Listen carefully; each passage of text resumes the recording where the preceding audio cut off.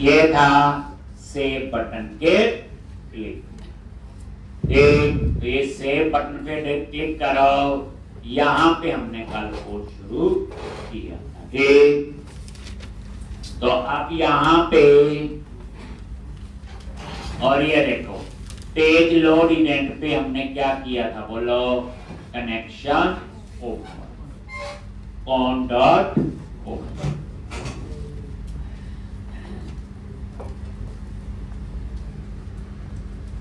एक cone dot open connection को open करने के लिए।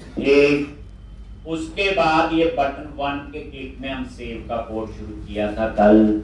एसक्यूएल कमांड क्लास होती डेटा मैनिपुलेशन। एक अब कमांड टेक्स्ट में हम क्वेरी लिखेंगे, तो कल मैं क्वेरी आपको बता रहा था। एक क्या बताया था, बोलो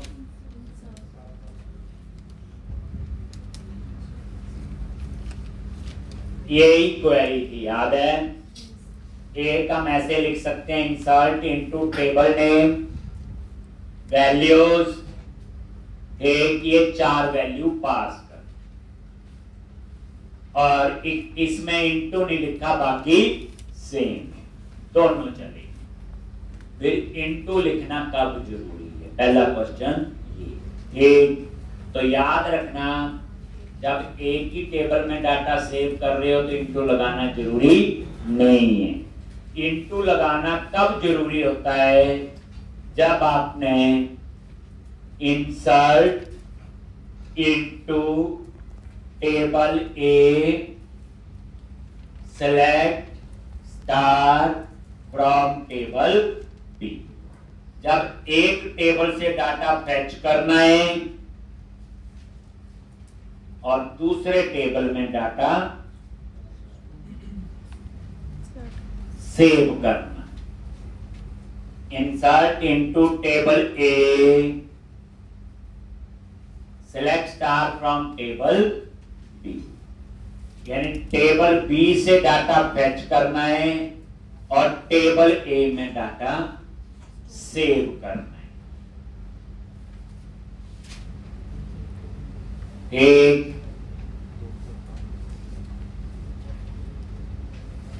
table B, table select star from table B, और कहां सेव करना है, टेबल ए में। तो जब एक टेबल से डाटा फेच करना है दूसरे में सेव करना है तो इंसर्ट इनटू लिखना ही पड़ेगा। जब सिंपल एक ही टेबल में डाटा सीधा डाल रहे हो तो इनटू लगाना जरूरी नहीं है।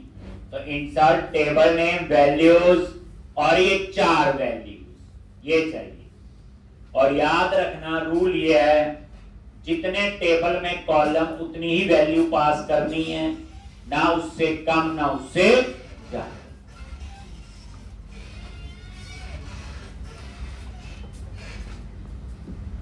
ना उससे कम ना उससे ज्यादा। ठीक, यानी कि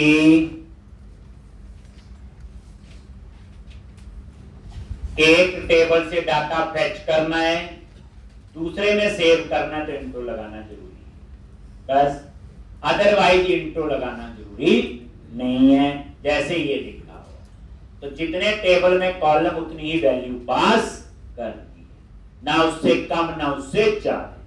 जैसे टीबीएम टेबल में 4 कॉलम है तो 4 वैल्यू, लेकिन वैल्यू का सीक्वेंस वही होना चाहिए जो टेबल में कॉलम। वैल्यू का सीक्वेंस वही होना चाहिए जो टेबल में। एक ये जो वैल्यू का सीक्वेंस है ऐसा नहीं होगा, आप नेम की जगह एड्रेस लिख दो, एड्रेस की जगह नेम लिख दो, स्वैप कर दो तो एरर नहीं आएगी।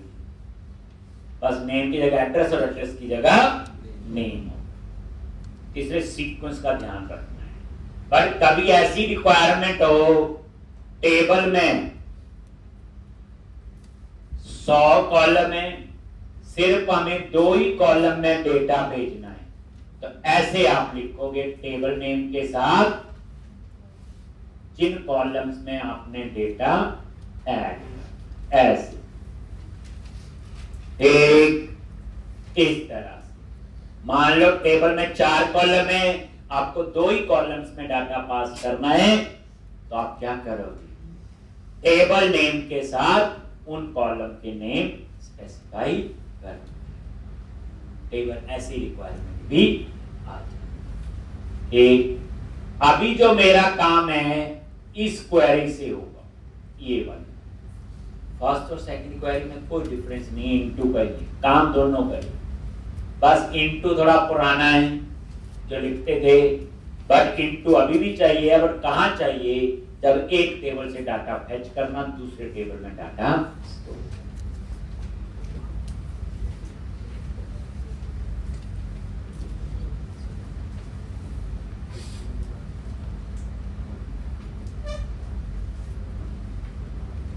तो अब यहां पे insert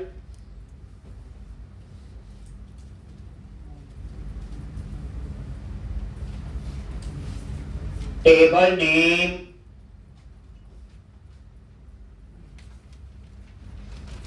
TBM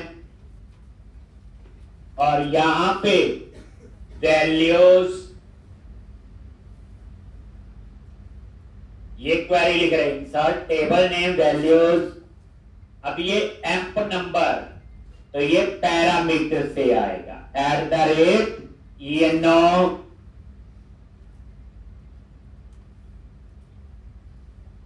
comma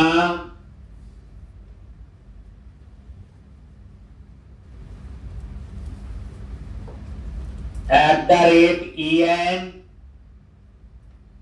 employ name comma @ED comma @ES salary. तो इसके अंदर 4 वैल्यू आपने पास करनी, ये 4 पैरामीटर है। @ के साथ सीक्वल में ये पैरामीटर बोलते हैं इनको। तो @ENO एम्प नंबर के लिए, @EN एम्प्लॉय नेम के लिए, ED एम्प्लॉय एड्रेस के लिए, ES एम्प्लॉय सैलरी के लिए। ये 4 पैरामीटर हैं। इनमें डेटा कहां से आएगा? बच्चे जो ये टेक्स्ट बॉक्स लगाए, कई लोग क्या करते हैं, टेक्स्ट बॉक्स ही सीधे लिख देते हैं, टेक्स्ट बॉक्स 1 टेक्स्ट बॉक्स 2, वो डेटा है तो बताऊंगा। तो हमने क्या किए? 4 पैरामीटर। पैरामीटर का नेम आप कुछ भी रख सकते हो, @ABCXYZ, बस मीनिंगफुल रख लो तो ठीक रहेगी। तो ये आपने क्वेरी लिख दी। जब बच्चे ऐसे क्वेरी लिखते हैं,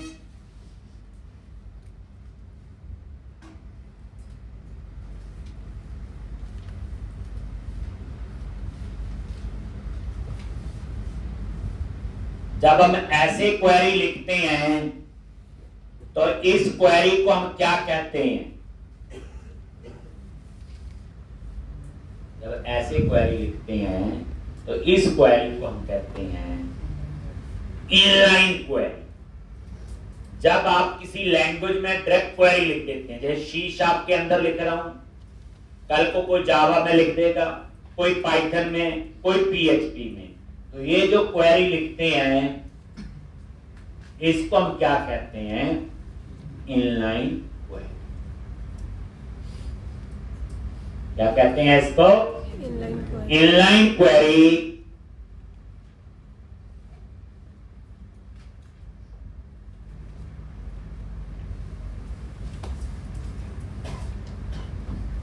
एक क्या बोलेंगे इसको? Inline query. एक डायरेक्ट लैंग्वेज में जब हम लिख देते हैं इनलाइन क्वेरी, और इनलाइन क्वेरी से काम करना ठीक अप्रोच नहीं। इनलाइन क्वेरी से जब आप ओरेकल जैसा डाटाबेस यूज करोगे, माइक्रोसॉफ्ट एसक्यूएल सर्वर जैसा डाटाबेस, तो इनलाइन क्वेरी से काम करना ठीक अप्रोच नहीं है, ना ही परफॉर्मेंस वाइज और ना ही सिक्योरिटी वाइज। आप याद करो, एक ना ही परफॉर्मेंस वाइज और ना ही सिक्योरिटी वाइज।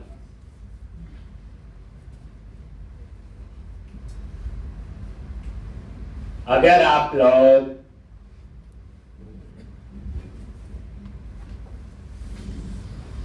इनलाइन क्वेरी से काम करते, जब हमने बड़ी बड़ी बातें की कि क्लाइंट सर्वर डाटाबेस यूज करेंगे, तो सामने वाला पूछेगा तो ये बता क्लाइंट सर्वर डाटाबेस की क्या फीचर यूज की है। अगर ऐसे इनलाइन क्वेरी से काम करना था तो ये तो एमएस एक्सेस में भी हो जाता है। आपने इतने पैसे क्यों खर्चवाए लाइसेंस के लिए, इतनी बड़ी बड़ी बातें आपने बोली। तो इनलाइन क्वेरी से काम करना ठीक अप्रोच नहीं है।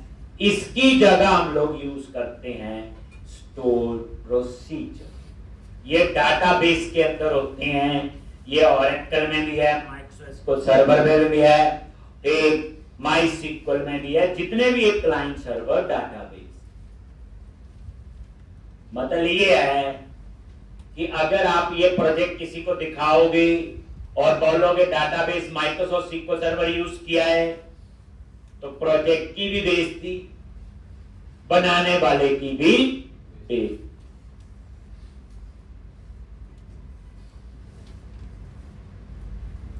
एक प्रोजेक्ट की भी बेइज्जती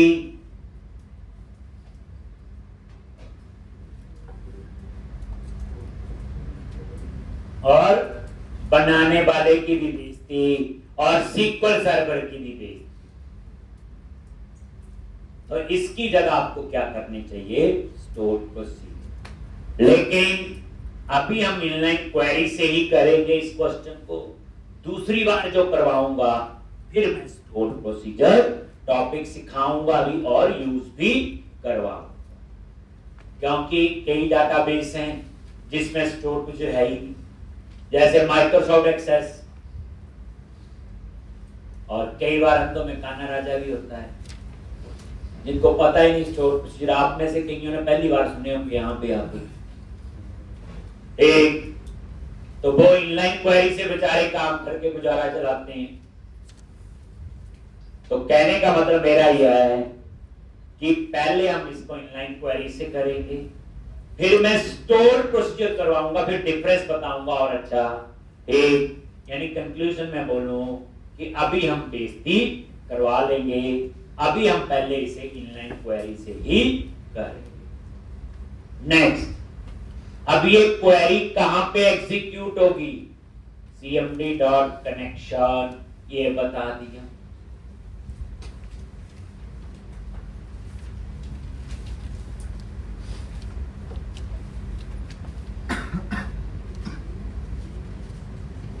cmd dot connection is equal to कौन, मतलब ये क्वेरी देखो, जो कमांड टेक्स्ट में क्वेरी लिखी है एग्जीक्यूट तो डाटाबेस में होगी ना।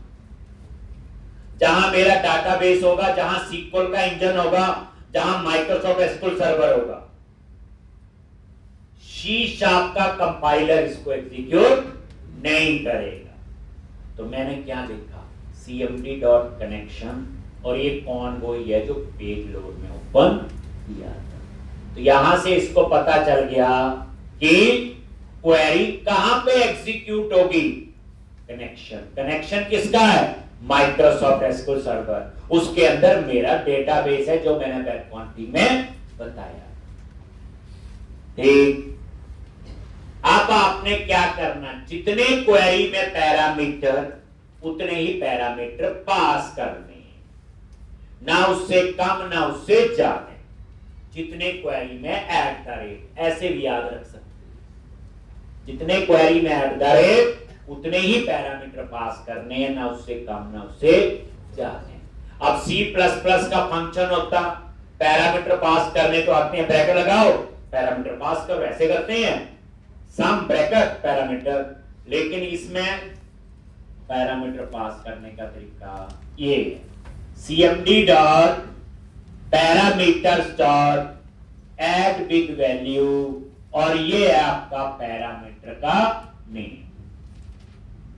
और ये पैरामीटर में वैल्यू कहां से आएगी? Text box 1। ये जो पहला टेक्स्ट बॉक्स 1 है ये एम्प नंबर के लिए। एक इसी तरह से बाकी भी कोई कॉपी पेस्ट नहीं करना, आपने एक एक लाइन लिखनी है। ये नेम कहां से आएगा? टेक्स्ट बॉक्स 2 से। एम्प्लॉय एड्रेस कहां से आएगा? टेक्स्ट बॉक्स 3 से। एम्प्लॉय सैलरी कहां से आएगा?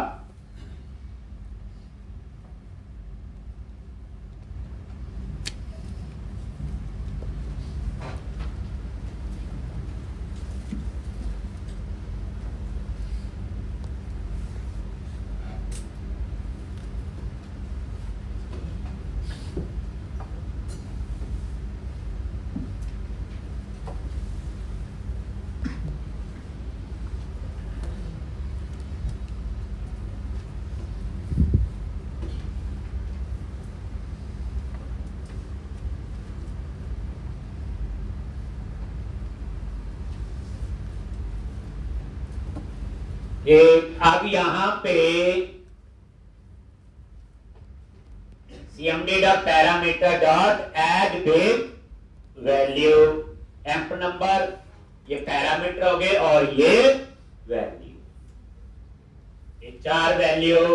तो जितने क्वेरी में एट द रेट उतने ही पैरामीटर पास। उसके बाद CMD dot execute non query क्या करेगा? इस क्वेरी को एग्जीक्यूट करेगा जो कमांड टेक्स्ट में लिखी है। अगर इस क्वेरी में कोई गलती है तो वो एरर देगा एग्जीक्यूट नॉन क्वेरी। अगर इस क्वेरी में कनेक्शन देना भूल गए हैं तो एरर देगा एग्जीक्यूट नॉन क्वेरी में। अगर कोई पैरामीटर कम ज्यादा पास किया है तो एरर देगा एग्जीक्यूट नॉन। मतलब एग्जीक्यूट नॉन क्वेरी से ऊपर कमांड टेक्स्ट भी दिया होना चाहिए, कनेक्शन भी दिया होना चाहिए और एप्रोप्रिएट पैरामीटर। यहां पास करते हो पैरामीटर आगे पीछे लिख सकते हो, इसमें कोई हर्ज नहीं। जैसे सेव होगा तो एसक्यूएल कमांड क्लास ने जो मेमोरी यूज की उसको फ्री कर दो। CMD डॉट डिस्पोज क्या करेगा? बताया हुआ, जब न्यू लगाते हैं तो मेमोरी कहां लोकेट होती? हीप में। और हीप में जिस ऑब्जेक्ट ने मेमोरी ली वो अपने आप डिस्ट्रॉय नहीं होती, हमें तो या फोर्सफुली डिस्ट्रॉय करना पड़ता है या गार्बेज कलेक्शन। तो मैंने फोर्सफुली कर दिया, मुझे जरूरत ही नहीं है। अगर ये CMD डॉट डिस्पोज नहीं भी लिखोगे तो भी चलेगा, कोई एरर नहीं आएगी। एक मतलब ये ना लिखो चलेगा प्रोजेक्ट, कोई प्रॉब्लम नहीं। लेकिन जब हजारों यूजर या लाखों यूजर एक्सेस करेंगे फिर क्या होगा? एसक्यूएल कमांड क्लास के ऑब्जेक्ट बनते रहेंगे, डिस्पोज होंगे नहीं, तो फिर वहां पे मेमोरी का कंस्ट्रेंट आ जाएगा, हैंग हो जाएगा, स्लो होगा। फिर हम पता क्या करते हैं, एक बार रीसेट कर देते हैं सारा, फिर थोड़े दिन बिल्कुल ठीक चलता है, फिर ज्यादा यूजर करेंगे। बट आप तो पहले से एक्सपर्ट हो, आपने पहले ही उस ऑब्जेक्ट को डिस्ट्रॉय कर दिया। उसके बाद जो टेक्स्ट बॉक्स हैं वो खाली हो जाने चाहिए। तो text box 1 dot text string dot empty, चारों टेक्स्ट बॉक्स क्या कर दो? खाली कर दो, एम्प्टी। देख लो क्या लिखा है, डबल कोट्स ना लिखना आगे। कई लोग क्या करते हैं, इसकी जगह डबल कोट्स, और गलती से ऐसे स्पेस आ जाए तो पता नहीं चलता कई दिन क्या हुआ, कोई वैलिडेशन लगाई है। एक इसमें एरर का कोई चांस नहीं है। स्ट्रिंग डॉट एम्प्टी, चारों टेक्स्ट बॉक्स क्या कर दिए? खाली। और टेक्स्ट बॉक्स 1 पे क्या करो? फोकस सेट कर दिया। कर्सर जो है वो टेक्स्ट बॉक्स 1 पे आए।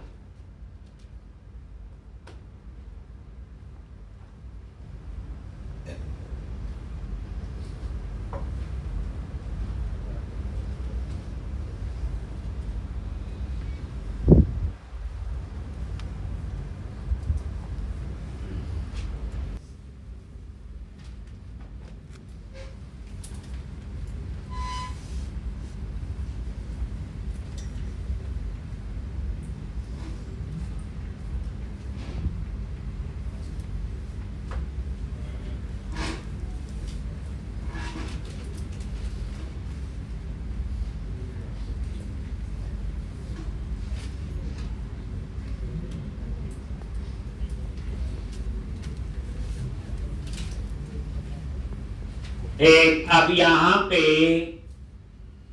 एम्प नंबर, ये नेम, ये एड्रेस, एक सैलरी लिख दिया। ठीक, जैसे सेव बटन पे क्लिक करो तो ये इंफॉर्मेशन कहां सेव होगी? डेटा। ठीक, देखो चारों टेक्स्ट बॉक्स खाली भी हो गए और कर्सर भी आ गया टेक्स्ट बॉक्स 1, नेम, एड्रेस,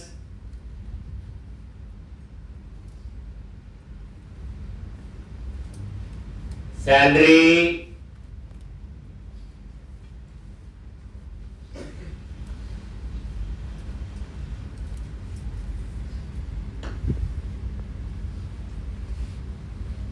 एक एम्प नंबर, नेम, एड्रेस और हो गया सेव।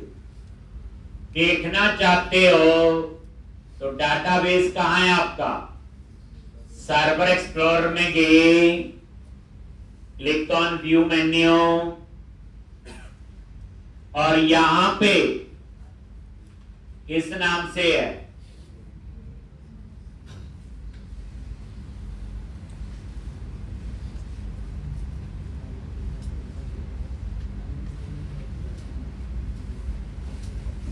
एक ये है डाटाबेस डीबी एम्प्लॉई 1020 और यहां पे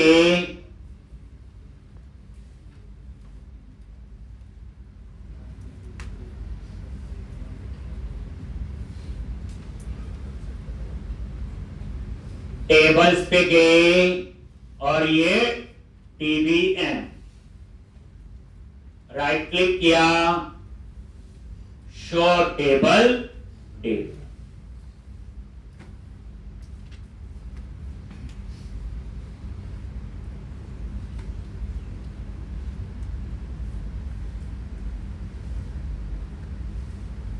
एक यहां पे एम्प नंबर, नेम, एड्रेस और सैलरी आ गया यहां पे, तो ये आपका सेव, ये देखो आ गया। अब हमारा नेक्स्ट कोड क्या है? ध्यान से, ये तो हो गया आपका सेव का। ये आपको क्या कोड आ गया? जैसे आप किसी वेबसाइट में साइन अप करते हो, रजिस्टर करते हो, डिटेल फिल करते हो, सबमिट बटन पे क्लिक करते हो, वो सारी इंफॉर्मेशन कहां स्टोर होती? डेटाबेस में। ये वो काम हुआ।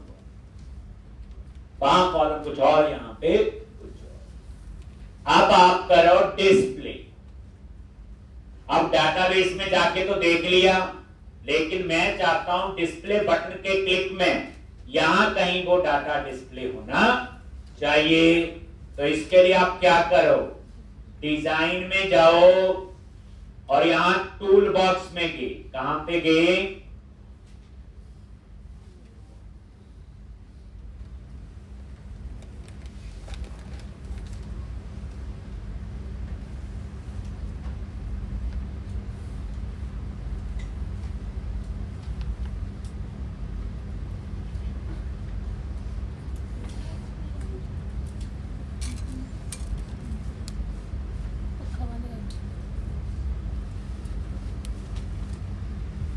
और ये लिस्ट बॉक्स। कौन सा कंट्रोल है ये? List box. स्टैंडर्ड कैटेगरी में गए लिस्ट बॉक्स, ये डाटा डिस्प्ले करने के लिए। आप ये लगा दो, ये जो लिस्ट बॉक्स है ऐसे और भी हैं। एक होता है ड्रॉप डाउन लिस्ट, देखा होगा जैसे कंट्री स्टेट सिटी नहीं आते, वो ड्रॉप डाउन लिस्ट है। एक होता है check box, check box multiple choice के लिए। एक होते रेडियो बटन सिंगल चॉइस के लिए। तो ये चारों एक जैसे ही हैं, बट डिजाइन का ही फर्क है। List box, drop down list, check box list और रेडियो बटन लिस्ट, मतलब इन चारों में डिजाइन का फर्क है, बाकी सेम है। अगर ये आ गया तो 99% वो भी आ गया। List box, drop down list, check box list और रेडियो बटन लिस्ट।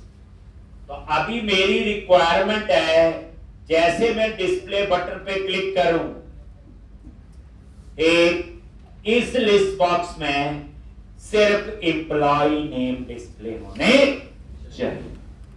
तो डिस्प्ले बटन पे डबल क्लिक करो, अब यहां कोड लिखे, क्लिक किया। डिस्प्ले का मतलब क्या है? टेबल से डाटा फेच करना। तो क्या कोड होगा इसमें? देखो एसक्यूएल कमांड क्लास। अब देखो थोड़ी रिवीजन हो। इस क्लास का आपने क्या किया? ऑब्जेक्ट बनाया जी, चाहे सेव करो चाहे डिस्प्ले करो। SQL command cmd dot command tags और टेबल से डाटा फेच करना है। सिलेक्ट, एक होता है स्टार, स्टार का मीनिंग होता है ऑल कॉलम, यानी टेबल के सारे कॉलम। मुझे सारे नहीं चाहिए, मुझे एक चाहिए एम्प नंबर और एक चाहिए नेम, जितनी रिक्वायरमेंट है। फ्रॉम कहां से? टेबल से, टीवी एम, इस तरह से। Select amp number, name from table. लेकिन कई लोग इसकी जगह ऐसे स्टार भी लिख लो तो भी वही काम करेगा। लेकिन जब आपको जी जरूरत 2 किलो की और वहां 10 किलो उठाओगे तो फर्क तो होगा ही ना, जहां से डाटा आएगा। तो इसलिए जब जरूरती 2 कॉलम की है कि मुझे नेम और एम्प नंबर ही चाहिए। क्यों चाहिए अभी नीचे बताऊं।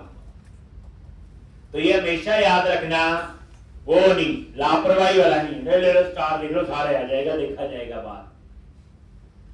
तो स्टार में मान लो टेबल में 100 कॉलम है, 100 का डाटा आएगा। 2 का चाहिए, 100 का आ जाए तो मैंने क्या करना डाटा को, इसलिए पूरा समझ के जितनी जरूरत हो। जैसे डाटा टाइप बताई, इंट की जरूरत है इंट यूज करो, स्मॉल इंट की जरूरत है small int, tiny int tiny, मतलब जैसी डाटा टाइप आपको चाहिए। इसलिए बड़ा सोच समझ के इन चीजों का आपने यूज करना है। तो सिलेक्ट स्टेटमेंट होती टेबल से डाटा फेच करने के लिए, करेक्ट। अगर मैं आपसे अब एक क्वेश्चन पूछूं, क्या सिलेक्ट स्टेटमेंट विदाउट फ्रॉम लिख सकते हैं कि नहीं?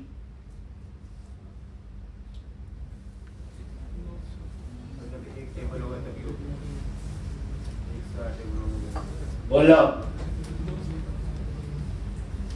आप बोलो। हमने तो गाना गाया हुआ, जैसे इंसर्ट था ना, इंसर्ट इनटू टेबल नेम, चाहे गाना समझाए ना, ऐसे गाना। वही सिलेक्ट में भी ऐसे गाया हुआ, सिलेक्ट स्टार फ्रॉम टेबल नहीं। याद रखना, सिलेक्ट को हम लोग विदाउट फ्रॉम लिख सकते हैं। आगे मुझे रिक्वायरमेंट आएगी, जैसे मैं एग्जांपल देता हूं। सिलेक्ट, मैंने लिख दिया गेट डेट। गेट डेट क्या करता है? Current date. जैसे वहां डेट टाइम डॉट नाउ लिखा था, सीक्वल में करंट डेट टाइम के लिए गेट डेट होता है। अब इसके आगे फ्रॉम क्यों लिखो? तो टेबल से थोड़ी डाटा आ रहा है, ये डाटाबेस की करंट डेट टाइम। तो सिलेक्ट स्टेटमेंट को विदाउट फ्रॉम लिख सकते हैं। एक सेलेक्ट, अगर कोई वेरिएबल डिक्लेयर किया है तो हम ऐसे उसका डेटा फेच कर सकते हैं। तो सिलेक्ट स्टेटमेंट को विदाउट फ्रॉम हम लोग लिख सकते हैं, याद रखना। ठीक, अभी जरूरत नहीं है, आगे जरूरत होगी। ठीक, अब ये क्वेरी कहां पे एग्जीक्यूट होगी? डाटाबेस में। तो ये देखो कनेक्शन दे दिया। अब थोड़ी सी कहानी यहां अलग है। सेलेक्ट का मतलब क्या है? टेबल से डाटा फेच करना।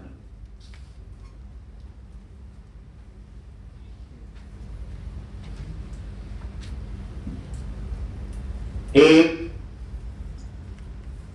मतलब ये है, सेलेक्ट का मतलब ये है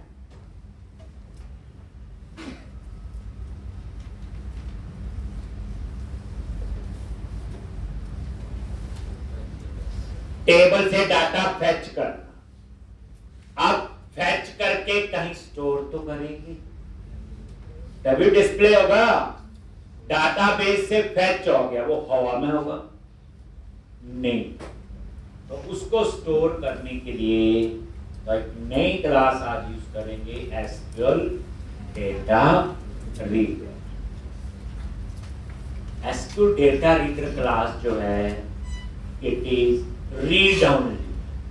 पहली बात ये रीड ओनली है, इसको हम डाटा रीड करने के लिए ही यूज करते हैं। Read only, it is forward only. ये क्या आपकी फॉरवर्ड,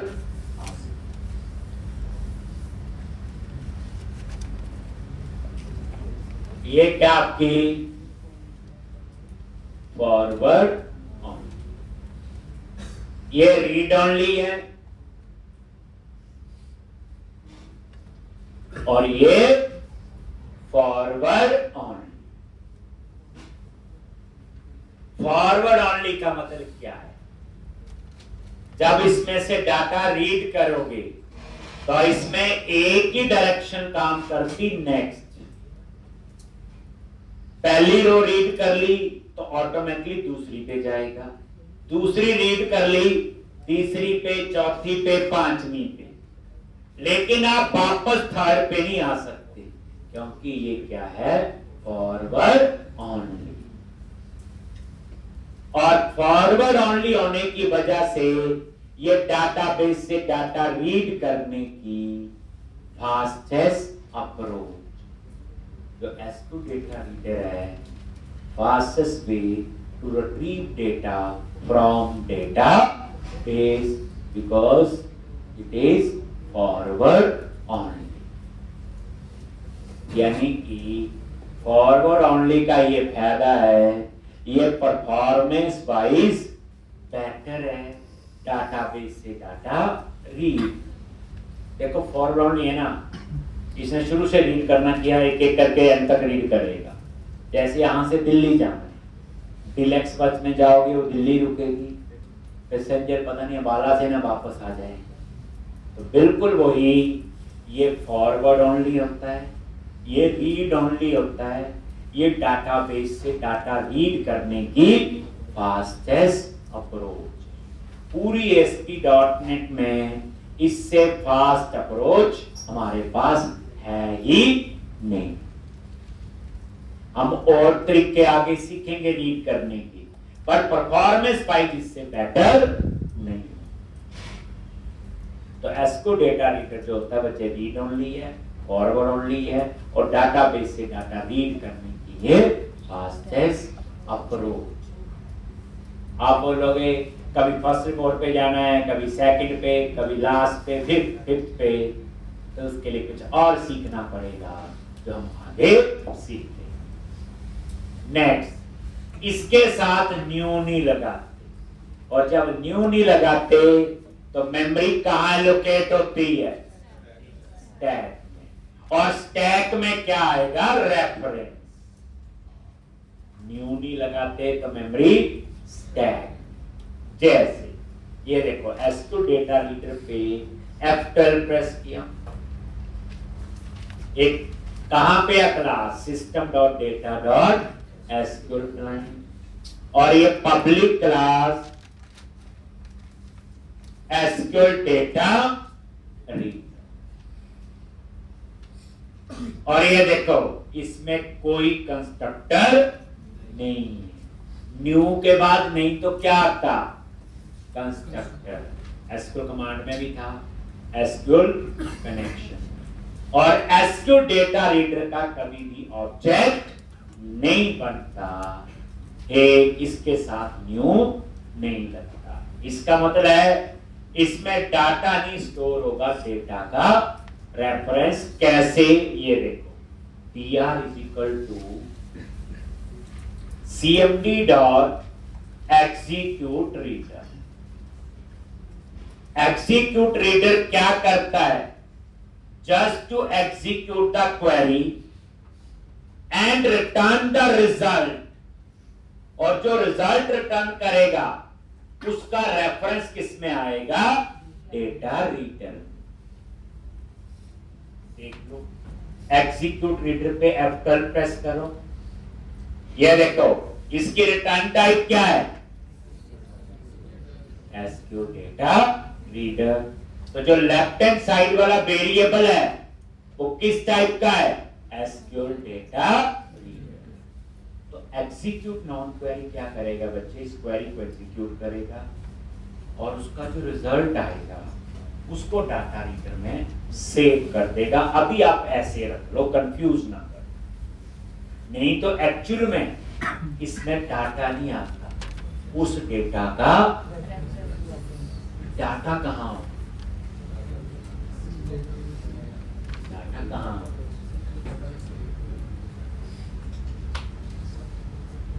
डाटा तो सिलेक्ट क्वेरी ने फेच कर दिया है। सिलेक्ट क्वेरी क्या करती है बच्चे? डाटाबेस से डाटा फेच करेगी। अब डाटा कहीं और है, तो याद रखना जब भी सिलेक्ट स्टेटमेंट आप लिखते हो तो डाटाबेस जो है इम्प्लिसिट क्या बनाता है?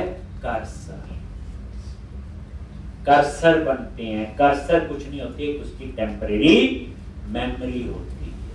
जैसे आपने लिखा ना सिलेक्ट स्टार फ्रॉम स्टूडेंट, तो वो स्टूडेंट वाले टेबल से डाटा उठा लेगा और उसको कहां स्टोर करेगा? बाय डिफॉल्ट इम्प्लिसिट कर्सर, मतलब अपने आप ही वो कर्सर बनाता है और उसका रेफरेंस होगा डाटा रीडर। तो अभी भूल जाओ,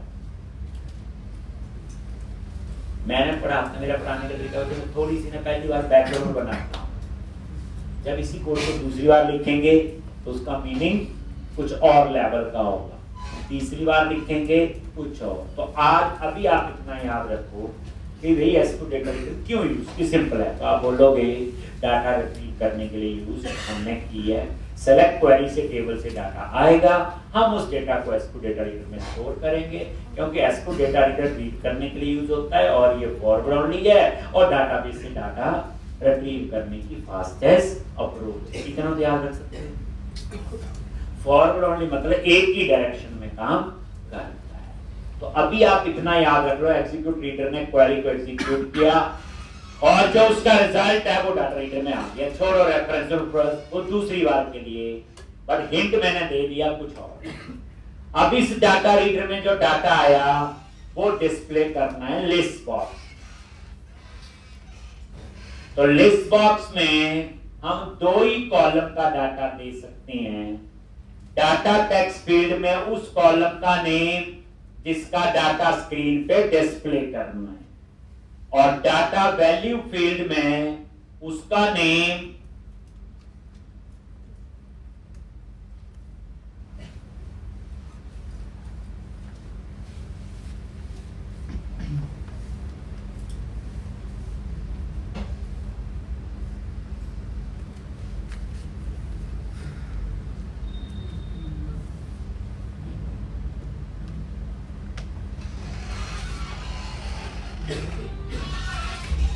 का डाटा डिस्प्ले नहीं हो।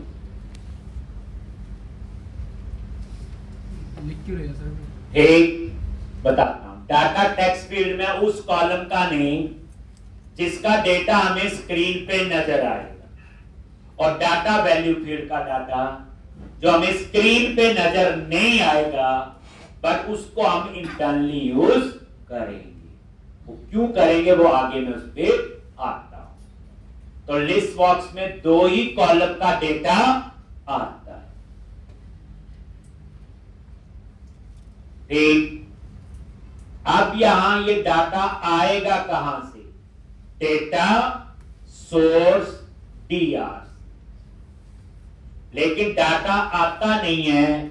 आता कब है? जब आप डेटा बाइंड मेथड को कॉल करते हैं। डाटा टेक्स्ट फील्ड में उस कॉलम का नाम जो डाटा स्क्रीन पे नजर आएगा, डाटा वैल्यू फील्ड में उस कॉलम का नाम जो डाटा स्क्रीन पे नजर नहीं आएगा, लेकिन उसे इंटरनली हम यूज करते हैं। बताएंगे कहां यूज करते हैं। डेटा सोर्स, कहां से डेटा आएगा? डाटा रीडर जो ऊपर लिया था, लेकिन डाटा आता नहीं है। आता कब है? जब हम डेटा बाइंड को कॉल करें।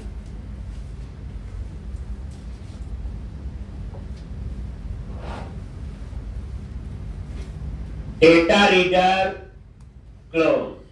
You must close the data reader.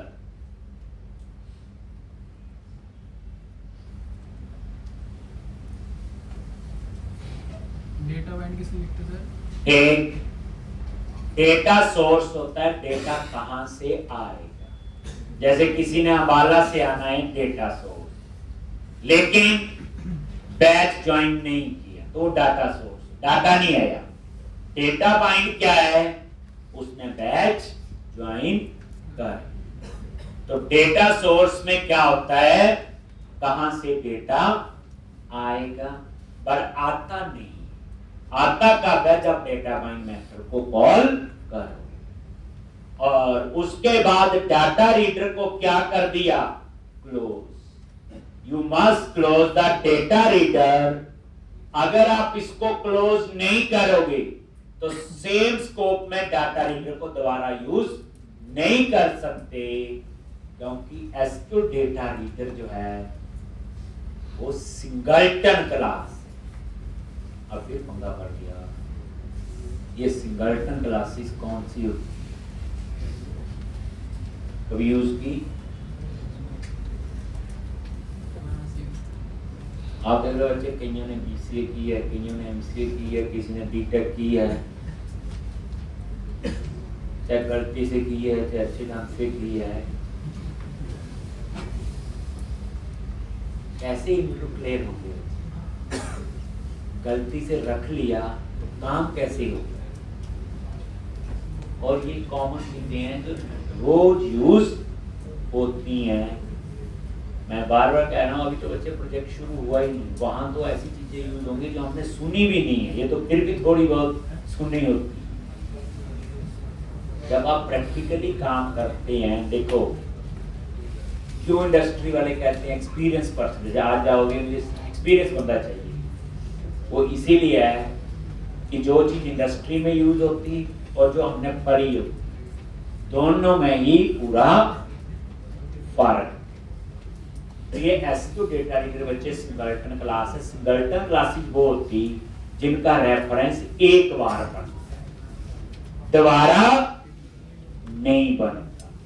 इसलिए अगर आप इसको क्लोज नहीं करोगे तो इस डाटा रीडर को दोबारा से यूज नहीं कर सकते, क्योंकि इसका रेफरेंस एक बार ही बन सकता है, क्योंकि ये सिंगलटन क्लास।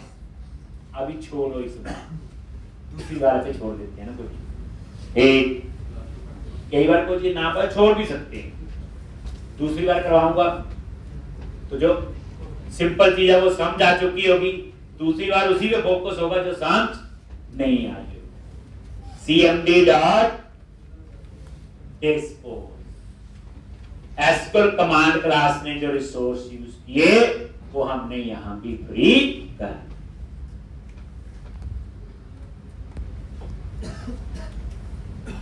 अब आप इसे रन करो और ये देखो, मैंने क्या बोला, ये एक ऐसा प्रोग्राम करवा रहा हूं बच्चे, हर लैंग्वेज में होता है और किसी बड़े से बड़े छोटे छोटे प्रोजेक्ट में यूज होता है। डिजाइन अलग हो सकता है, डिस्प्ले, ये देखो, ये तो मानते हो सीक्वल में 4 ही स्टेटमेंट होते हैं, इंसर्ट, अपडेट, डिलीट और सेलेक्ट, यही घुमा फिरा के लिखी जाती। ये लो, हो गया ना डिस्प्ले, देखो दोनों के नेम आ गए, जो डाटा टेक्स्ट फील्ड में दिया वो आया। अगर मैं डाटा टेक्स्ट फील्ड में आपको नंबर लिख दूंगा तो वो आ जाएगा। एक इसमें ऐसा कुछ नहीं, वो रिक्वायरमेंट है। वैसे जनरली स्क्रीन पे हम लोग आईडी कोड कभी नहीं दिखाते, जैसे हम लोग इकट्ठे पढ़ते हैं तो एक दूसरे के नेम पता होंगे, लेकिन एक दूसरे का रोल नंबर हो सकता पता है या नहीं, इसलिए स्क्रीन पे क्या दिखाए, एम्प्लॉय के नेम।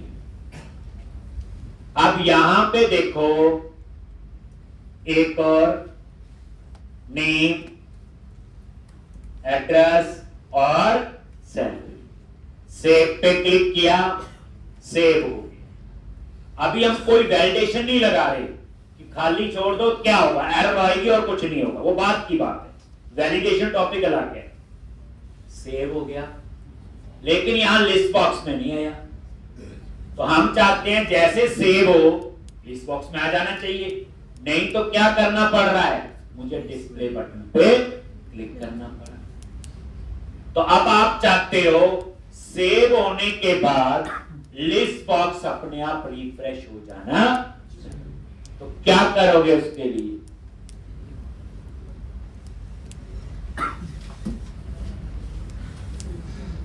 बोलो। ये डिस्प्ले वाला कोड सेव में भी चाहिए, तो क्या करोगे। अब आपको याद आया कि डिस्प्ले वाला कोड तो मुझे बार बार यूज करना है, तो आप क्या बना लोगे, इसका मेथड। क्या बना लोगे बच्चे, इसका मेथड। कैसे बनाते हो, इस पूरे कोड को सेलेक्ट कर लिया।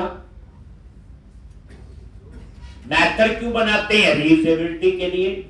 जैसे याद आया, ये तो कोड तो यार सेव में भी चाहिए, तो मेथड कैसे बनाएंगे, सेलेक्ट किया, एसक्यूएल कमांड से लेके cmd.dispose तक, click on edit menu, click on refactor and click on extract method.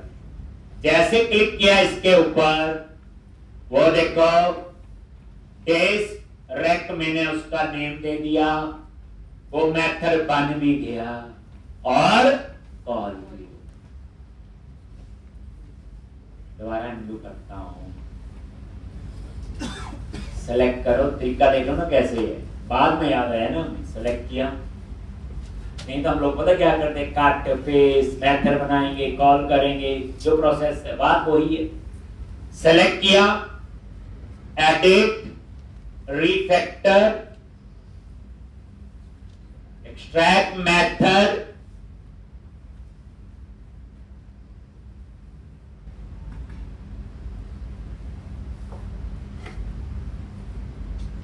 और यहां पे जहां न्यू मेथड लिखा आ रहा है, यहां पे आपने क्या लिख दिया, टेस्ट रेक और कंट्रोल एस से हुआ क्या, ये नीचे डिस्प्रेक बन गया और ये डिस्प्रेक यहां कॉल हो गया। अब इस डिस्प्रेक को सेव बटन के क्लिक में भी कॉल कर लो।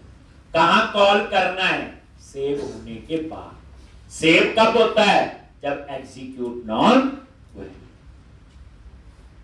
देख लो, आ जाओ, सेव बटन का कोड यही है ना बच्चे, इंसर्ट एग्जीक्यूट नॉन हुए। इसके बाद वैसे कहीं पे भी आप लोग लिख सकते हैं, ठीक।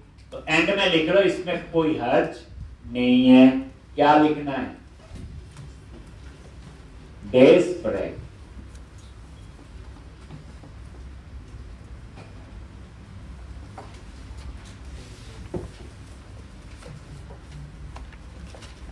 कॉल कर, मतलब इसको एग्जीक्यूट नॉन क्वेरी के बाद कहीं पे भी लिख लो, सेव होने के बाद।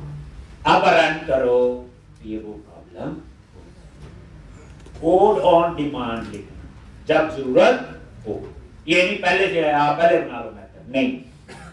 डिस्प्ले पे क्लिक किया, आ गया।